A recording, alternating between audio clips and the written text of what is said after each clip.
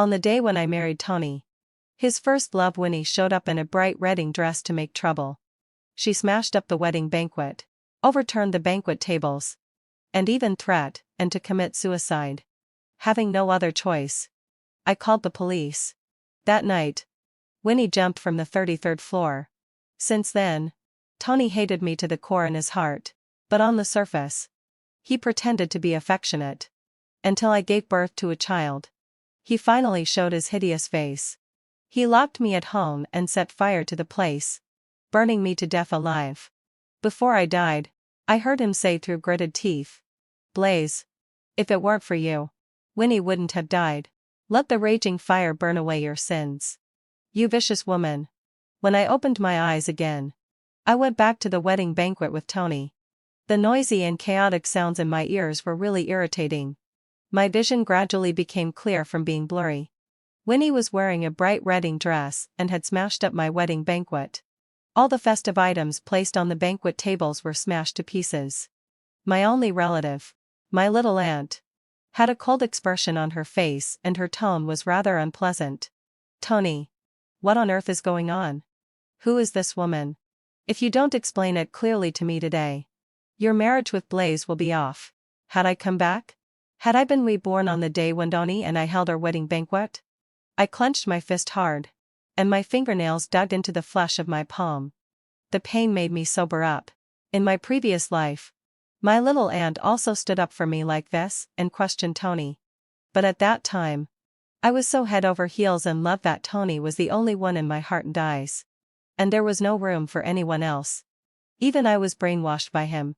I naively thought that it was quite normal for an outstanding man to be pursued by several women. I didn't know that I had already been cheated on for a long time. Looking up, I saw Tony carefully coaxing Winnie. However, Winnie's eyes were full of tears. She looked at me sideways, and her eyes were filled with unconcealed hatred and madness. "Tony, what on earth is going on?" My little aunt took the microphone from the master of ceremonies, and her voice steadily reached every corner. "Over there." Tony's eyes were filled with tenderness that he couldn't hide. "Winnie, don't make a fuss. This is just a stopgap measure. You go back first. I'll come to see you later. Okay?" And he said to me, "Blaze, you know that Winnie and I grew up together.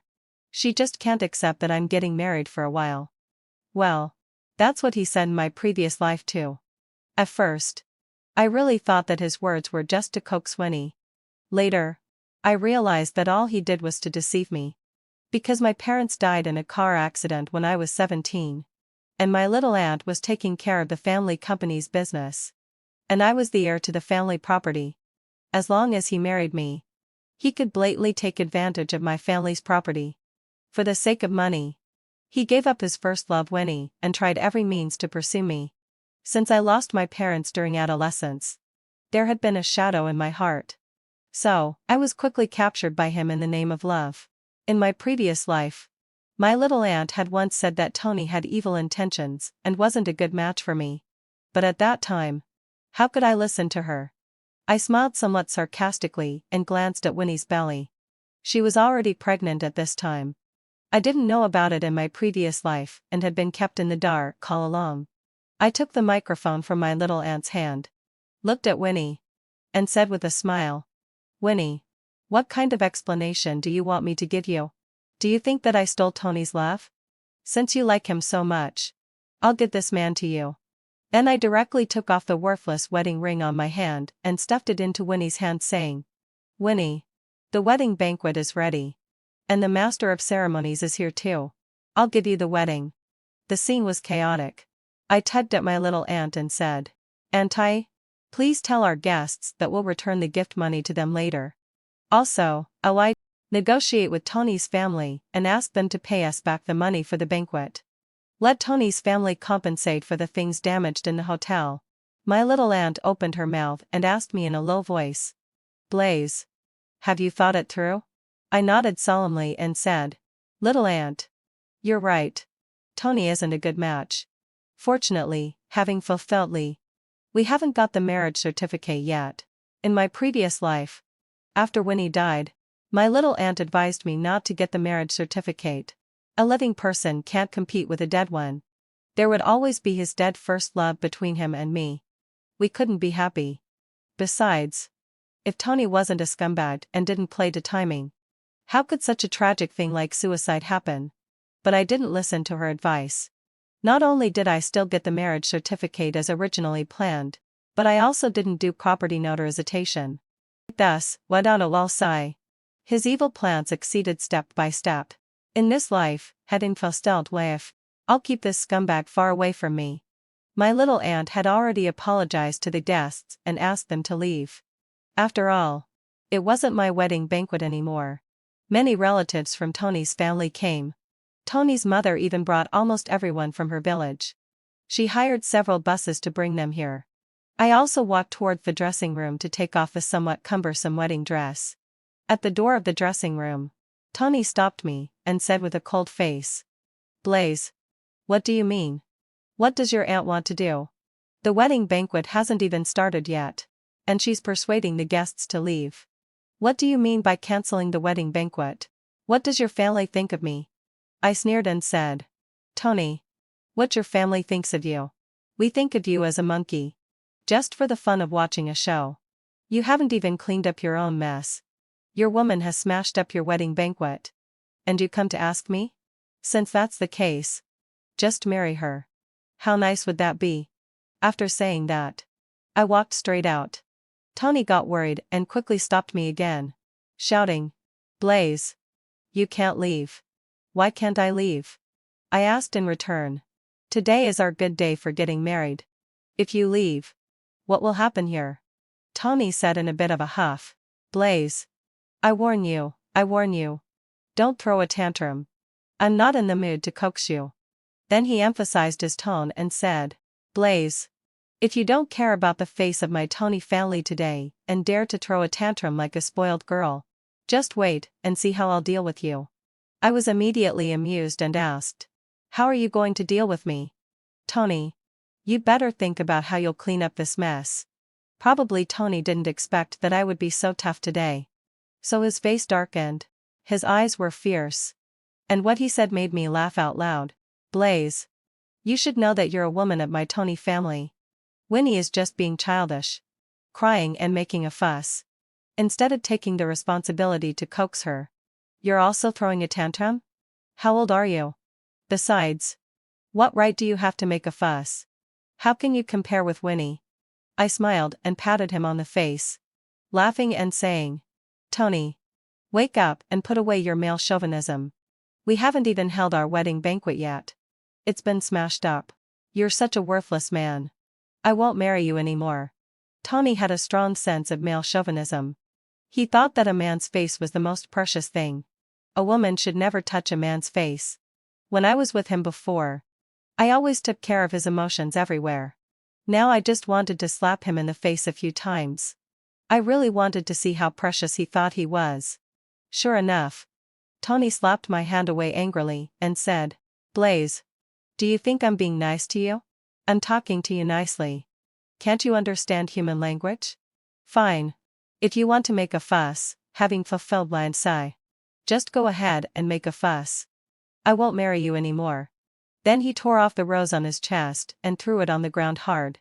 I stepped on it and ground it hard with my foot. Some bright red liquid seeped out. Okay. Tony was so angry that he said, "Okay," twice in a row. And the veins on his forehead bulged out. I picked up my bag and walked outside. My best friend had already driven the car to the hotel entrance and was waiting for me. My little aunt sent me a message. She only asked me one question: had I made up my mind to break up with Tony for sure? I told her firmly, "I've broken up with him. I'll never go back on my word." My little aunt told me to leave first and that she would handle the matters in the hotel properly. I went back to the bridal chamber and immediately called to people over to clean out and pack up all the things belonging to Tony and his mother. My bridal chamber was bought by my little aunt. When buying the house, Tony wanted to add his name to the property. But my little aunt refused. She said, "When getting married, if the man doesn't buy a house but still wants to add his name to the woman's bridal chamber, why not ask him to sign a document, have a judicial notarization, and marry into our Blaze family?" Whether the child is a boy or a girl, they will take the Blaze family name. Tony's male chauvinism in his bones flared up. Because of this matter, he gave me the cold shoulder for several days, saying that my Blaze family looked down on him. I'm extremely grateful that although I was muddled and had a love-struck mind, my little aunt was still very reliable. In my previous life, I just blindly listened and to Tony's instigation, became estranged from my little aunt, and handed over the company to Tony to manage. As a result, I broke my little aunt's heart. She sold her domestic assets and went abroad, cutting off contact with me. And that's come back. Tony took advantage of the opportunity. I mustn't let my little aunt down for her kindness in bringing me up and her love for me. At a little after 10 o'clock in the evening, Tony came to my bridal chamber with his mother and Winnie, who was still wearing the bright wedding dress. Oh, and some of his cronies. They were making a lot of noise, saying that they wanted to play tricks on the bride in the bridal chamber. Just as I expected. For the sake of face. Or perhaps because Winnie was always the first love he couldn't forget in his heart. After I left, and my relatives and friends left the venue, Tony and Winnie held a ridiculous wedding. And then, let out a low sigh. I don't know what he was thinking. He actually brought people and came to my place. However, I had already changed the access code. After he entered the wrong password twice, he kicked the door and called me. Blaze. What do you mean? Open the door quickly. He shouted at me on the phone. I was amused again. Tony. What's the matter with you coming to me at this late hour? Today is your wedding night. What are you doing coming to my place? By the way, I've had someone pack up all the rubbish of you and your mother. It's piled up in the corridor. You can find someone to take it away when you're free tomorrow. Don't bother me. I'm going to sleep. Then I hung up the phone. Then I looked at the surveillance camera at the door and smiled. It seemed that only at this time did Tony come to his senses. Today was indeed his big day for getting married. It's just that the bride wasn't me. The new house naturally shouldn't be there either. So he just stood there holding his phone, looking dumbfounded. On his wedding night, where should he take Winnie? To the shared apartment where Winnie and her friends lived together? And then let his bunch of cronies go to the shared rental house to make a ruckus at the bridal chamber? Oh, and his mother. Where would she stay tonight? It had all become a problem. His bunch of cronies started to stir up trouble. Tony. This won't do. You can't even keep your husband's authority. Madam actually shut you out of the door. One of them said. Don't talk nonsense. Everyone. Winnie is the wife. Another one chimed in. Our Tony is really something. He has a beautiful wife and a charming mistress. Enjoying the company of both. Someone else added. Oh, there was another burst of laughter. Everyone had drunk a lot of alcohol and were talking nonsense without restraint, selectively forgetting that there were surveillance cameras in this world. Could I hear and see all this? Tony took his mobile phone, walked aside, and called me again. I answered it. I just wanted to hear what he had to say. Blaze. Don't be so ungrateful. Who gave you the guts to shut me out? Tony asked with a slurred tongue over the phone. Probably because he had drunk too much today. His true colors were showing. Earlier, he had still been carefully coaxing me and pleading with soft words. Even when trying to manipulate me, he didn't dare to put on such an attitude. But after downing a few glasses of wine, plus with his bunch of brothers egging him on and having a beauty like Winnie by his side, he couldn't control himself.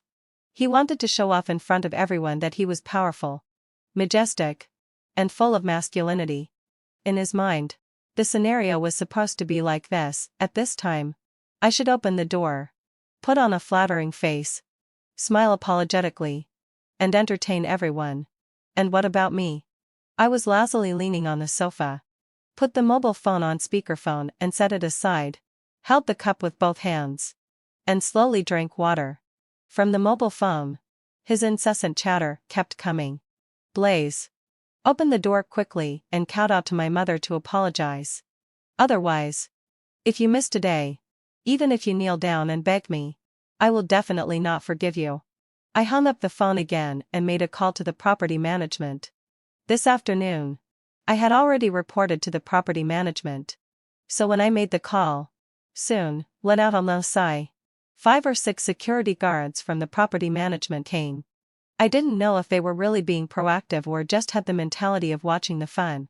The security guards told Tony that they were not residents of the community and asked them to leave immediately and not to harass the rest of the community owners.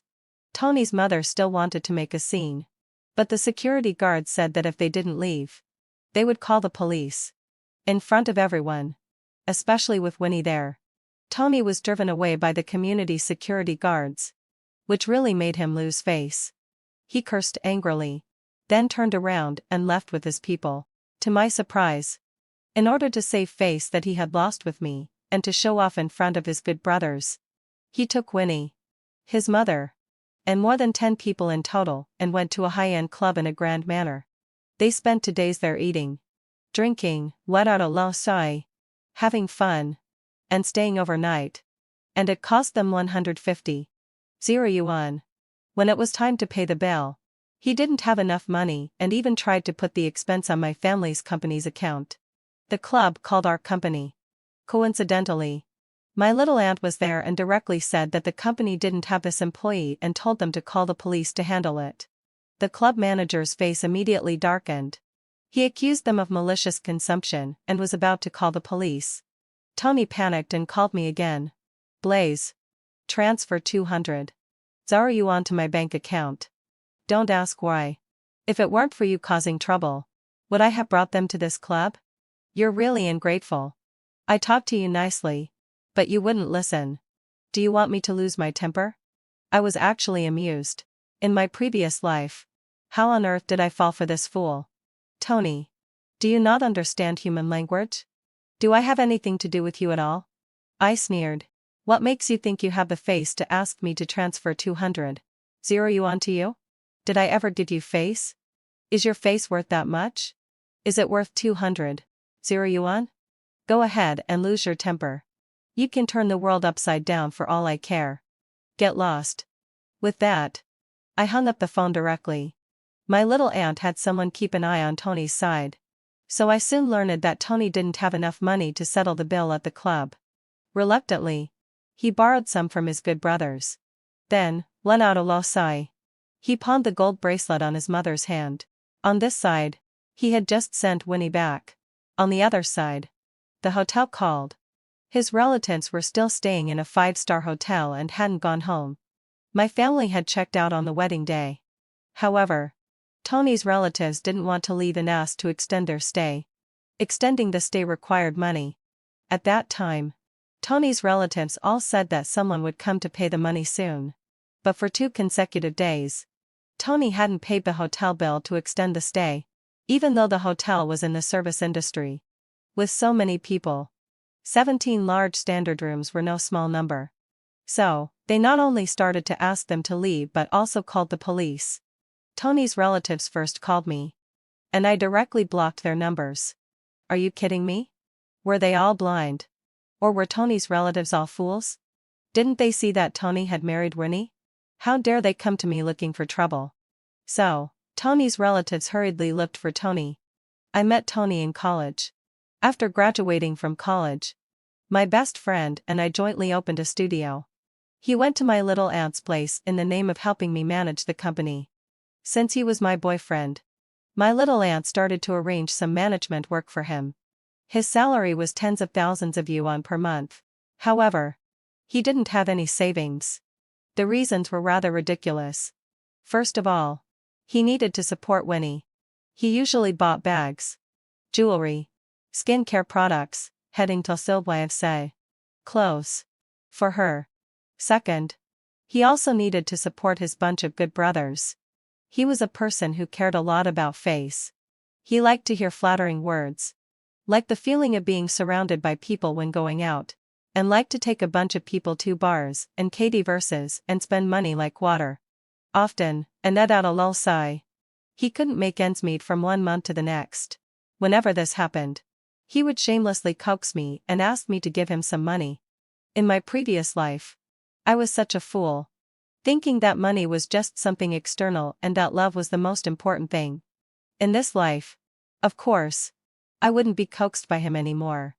So at sunset, Tony, looking haggard, took advantage of no one's attention and suddenly pulled me to a corner. His stinky mouth was about to kiss my face. I slapped him hard on the head. He looked at me with red eyes, leaned his head over, and called out, "Honey, hit me if you want. I'm wrong. I'm sorry." As he said that, he was about to hug me. I pushed him away forcefully and said coldly, "Tony, don't play tricks. You've already married someone else. Do you deserve Winnie with her baby in her belly?" Tony was stunned for a moment. After a while, he said, "Honey, shut up. Tony, if you dare to talk nonsense again, I'll call the police and say you're harassing me and violating public order and good customs. You've married someone else. The girl has your baby in her belly. How dare you call me honey randomly? Even a dog is more decent than you." Tony scratched his hair in frustration and said, "Blaze, listen to me. There's nothing between Winnie and me. You know that we grew up together. That day we were drinking together and got drunk. That day she threatened to commit suicide. And I panicked. Yesterday I had already made it clear to her and persuaded her to have an abortion. Blaze, you have to believe me." I smiled sarcastically and then said, "Tony, whether you had an affair with your first love has nothing to do with me. I think you don't quite understand human language. So I'll say it again solemnly. At this point," I said loudly, "I've dumped you. A scumbag who is a child with another woman still dares to talk about love with me? Are you worthy of it? Don't desecrate the word love." People were coming and going at the entrance of the company, and they all looked at us sideways. Tony pushed me hard and cursed angrily. "Blaze, have I been too nice to you? I talked to you nicely, but you wouldn't listen. Do you want me to swear at you?" I took a step back. In the crowd, someone supported me. An aunt couldn't stand it and scolded loudly. "Young man, I don't mean to lecture you, but you already have a child with another woman. Why are you still pestering this young lady? Yeah, I've seen scumbags before, but I've never seen one as bad as you. Your wife at home is pregnant, and you're still coming out to harass others. Exactly. This is sexual harassment. Young lady, you can call the police. We'll all testify for you." Everyone was talking one after another. Tony's face became even uglier. Finally, heading Fosilio, he left in disgrace. When he left, he cursed in the local dialect, and it was really vulgar. Since he had pushed me, I was a bit worried. In my previous life, he was capable of arson and murder. He not only burned me to death but also burned my newly born child to death. So, I strengthened my guard and became more vigilant. At the same time, I also told my little aunt about it. My little aunt said that she would have people strengthen the defense and not let Tony bother me again. In the evening, the paparazzi hired by my little aunt called me and said that the hotel had called the police. At first, the hotel was going to ask Tony to pay back the room fee and ask his fellow villagers and relatives to leave the hotel. However, in the process, Tony's uncle was just as bad as his mother. Not only did he curse the hotel staff for looking down on people, but he also smashed a decoration at the hotel front desk, a feng shui ornament. The hotel manager immediately called the police. Now, the hotel has hired a lawyer for the room fees. The negative impact caused by Tony's relatives making trouble at the hotel, and the feng shui ornament that affected the hotel's fortune. They asked Tony to compensate 500 yuan. The police arrived and first started to negotiate. When things had developed to this point, Tony's mother was still trying to be tough. Only when she heard that she might be detained did she get scared. After negotiation, the hotel hired a lawyer, and the minimum compensation was 410 yuan, and it couldn't be any less. Either Tony agreed to compensate, or the hotel would sue and go through the judicial process. But in any case, as long as Tony's relatives didn't pay the money, the hotel definitely wouldn't receive them anymore and asked them to leave. Right at the police station, under the helpless situation, Tony wrote an IOU to the hotel, 410 yuan. It had to be paid within a week. Otherwise, interest would be calculated according to the bank's rate. When things had developed to this point, Tony's relatives couldn't stay in the hotel for free anymore. So they asked Tony for the tickets to go back. Tony was penniless. How could he afford to pay for the tickets? Right at the entrance of the police station, Tony's relatives had a huge fight with Tony's mother. In my previous life, I remembered that Tony's fellow villagers and relatives, under the pretext of coming to drink the wedding wine, stayed in the hotel for 6 days. My little aunt mentioned it several times. And Tony even gave her a cold shoulder, saying that it was lucky that the relatives were willing to grace us with their presence to drink the wedding wine. It was okay for our family to entertain them for a few days. They were staying in a hotel, so it wasn't troublesome. Besides, it was rare for the relatives to come to the city. And they also needed to go sightseeing. He had even proposed that I hire a tour guide to take his relatives to see the scenic spots and so on. He had quarreled with my little aunt about this matter.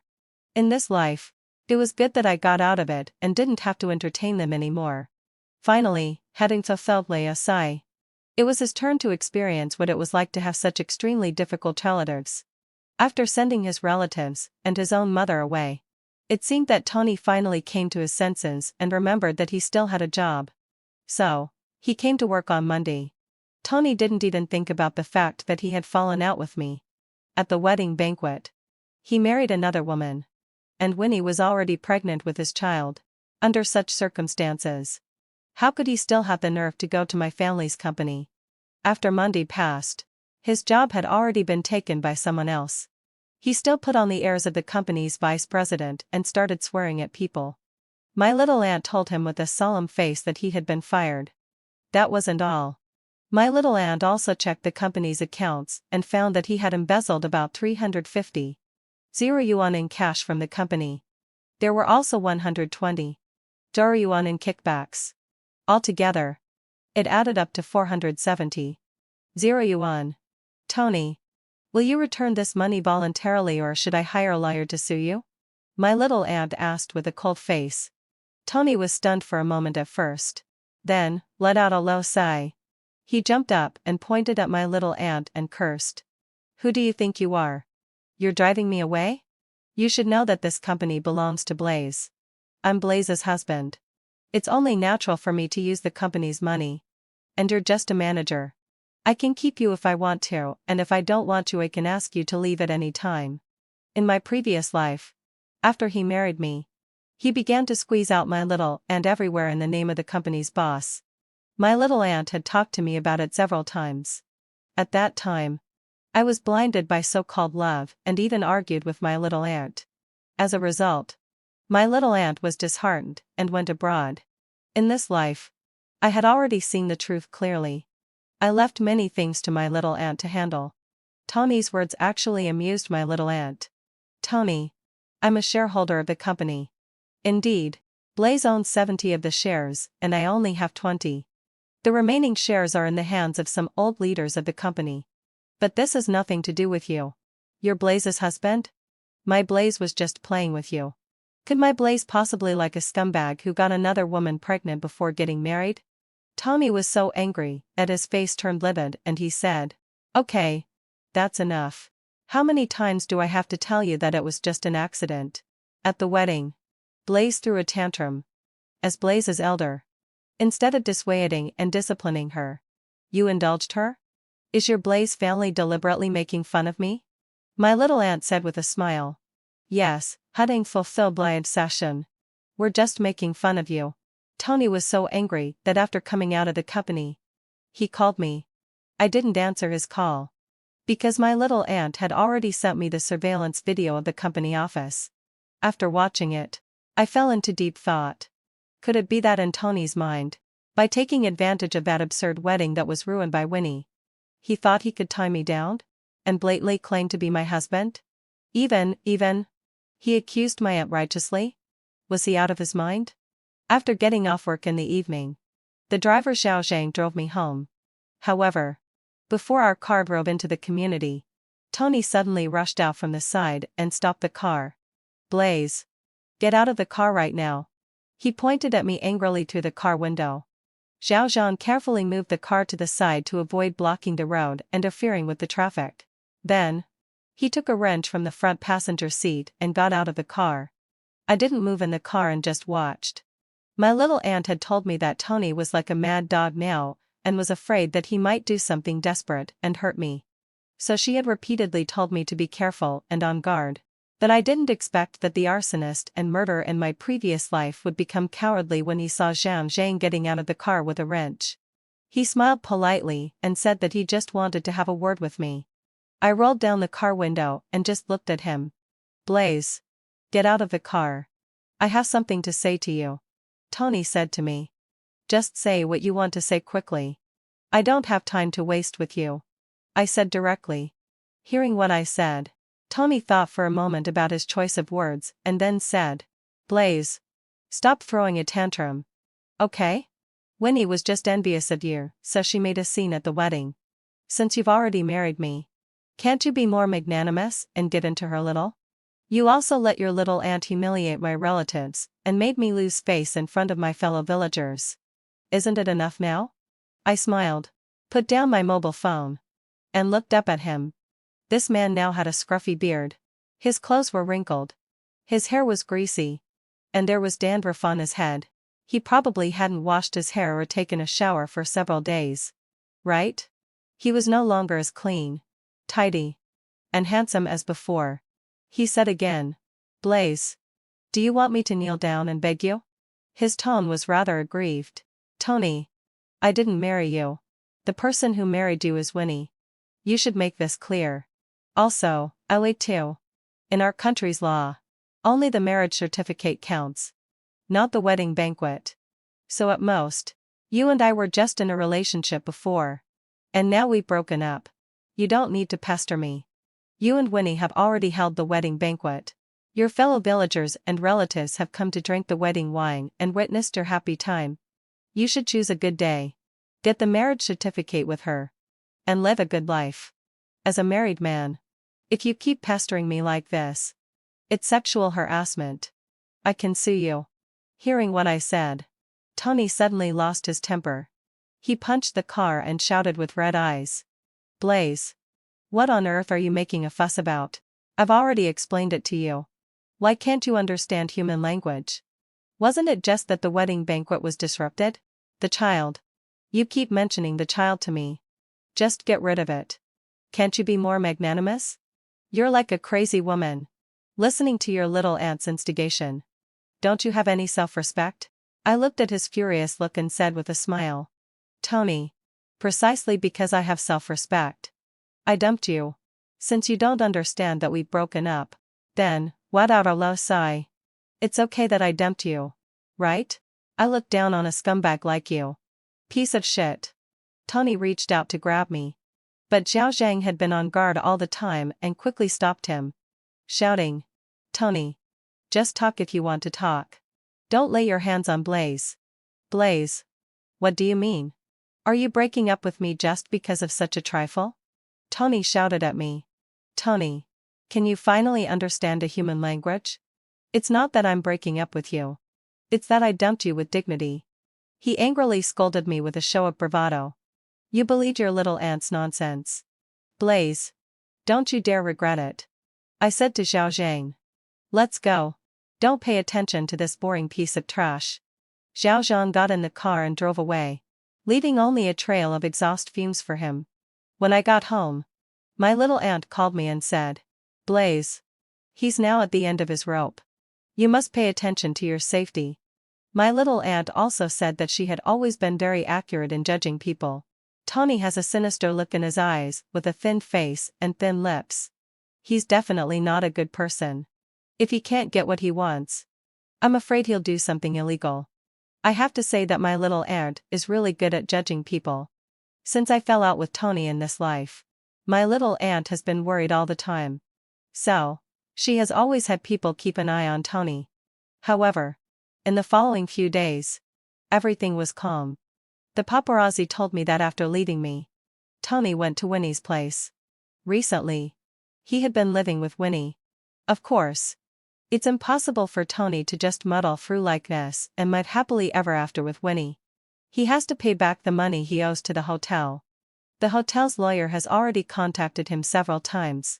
On our company's side, my little aunt is still in control. She just asked the lawyer to prepare the materials, and is ready to sue at any time, demanding that he return the misappropriated funds and kickbacks. I heard that Tony and Winnie had a quarrel. It turned out that on the day at the club, Tony not only pawned his mother's gold bracelet but also made Winnie sell a Van Cleef Arpels bracelet. Now, Winnie asked him for it back. Not only did he refuse to give it back, but he also asked Winnie to take out all the bags and jewelry he had given her in the past 2 years and sell them. He wanted to use the money obtained from the sale to settle the various expenses of the hotel. In the first few days, Tony coaxed Winnie with sweet words, trying to persuade her to have an abortion. However, Winnie didn't listen. Instead, she took this opportunity to ask him for this and that. In the past, whenever Winnie acted coquettously or threw a tantrum, Tony would comply with her wishes. But now he has no money in hand. The hotel keeps urging him to pay back, and my little aunt also said that she would sue him. And I, the target he had been aiming at and had been trying to win over for a long time, was almost in his grasp but was ruined by Winnie's interference. He was holding a grudge and was full of anger in his heart. So, he quarreled with Winnie. When things had developed to this point, Winnie was not stupid and finally realized that Tony had no intention of taking responsibility for her at all. The person he really wanted to marry in his heart was me, while she was the one who was tricked by him and got pregnant. After careful consideration, for the sake of her own happiness, Winnie agreed to break up after having an abortion and promised that she would never harass him again. However, Winnie had one condition. She demanded 800 yuan as compensation. Otherwise, this matter would never end. Reluctantly, Tony came to me again. He asked me to meet him at a coffee shop. After I sat down at the coffee shop with my people, I directly asked, "Tony, what on earth do you want to do?" "Blaze, listen to me." Tony looked gloomy and then began to speak in what he thought was an affectionate way. "I love you. I think you should understand this in your heart. You're just angry that Winnie disrupted our wedding. I understand you. Give me some money. I'll get rid of Winnie and we can live a good life together." He stared at me with deep eyes and said, "Blaze, I don't ask for much. Just give me 1.5 million yuan. Then he added, "Blaze, don't worry. I will never let you down." I slowly drank my coffee. After a long while, I smiled and said, "Tony, you're really arrogant. You got another woman pregnant and now you want me to spend money to solve the problem for you? How could you come up with such an idea? Also, cunning fulfilled blade sesh. Why do you think I love you? Is this confidence or narcissism?" With that, I finished my coffee, turned around, and left. He wanted to pester me but was stopped by Zhao Zhang. "Tony, you only deserve to be with Winnie. A scumbag and a cheap woman. Locked together for life," I said coldly when I was in the car. In the following 2 months or so, Tony came to look for me several times, but I avoided seeing him. To my surprise, Winnie never went to have an abortion. As time passed, her belly grew bigger and bigger, and it became inconvenient for her to move around. At this time, if she wanted to have an induced abortion, it would be very harmful to the mother. And it would also be harmful to the fetus, because the fetus had already taken shape and there had been fetal movements. I think that given this situation, Winnie was very likely to give birth to the child and then be entangled with Tony for the rest of her life. After all, they had loved each other before. However, I still underestimated Tony's evilness in the end. On a sunny afternoon, he had another quarrel with Winnie, and then he stabbed Winnie more than 10 times. Most of the stabs were in the lower abdomen. It was said that when Winnie was carried into the ambulance, she wasn't dead yet. She was tightly covering her stomach, opening her eyes wide, and saying intermittently, "The baby. The baby." She died before she could be sent to the hospital. Both the mother and the child died. Tony was convicted of intentional homicide and was naturally sentenced to death. Before Tony died, his only wish was to see me. I agreed, through the glass, holding the microphone. I quietly looked at him. "Blaze, if there's an afterlife, will you love me?" he asked me. I don't know why, but his gaze was gloomy, and his tone was somewhat like the voice he had when he burned me to death in my previous life. No, my voice was very calm. or even gentle. I hope that I will never meet you again in all my lives. After I said this sentence, I saw that there was only dead ashes left in Tony's eyes. Finally, having fulfilled my aunt's sigh, Tony died. In this life, I will have a wonderful life of my own. Little aunt, let's focus on our career and stop urging me to get married. Okay? The end.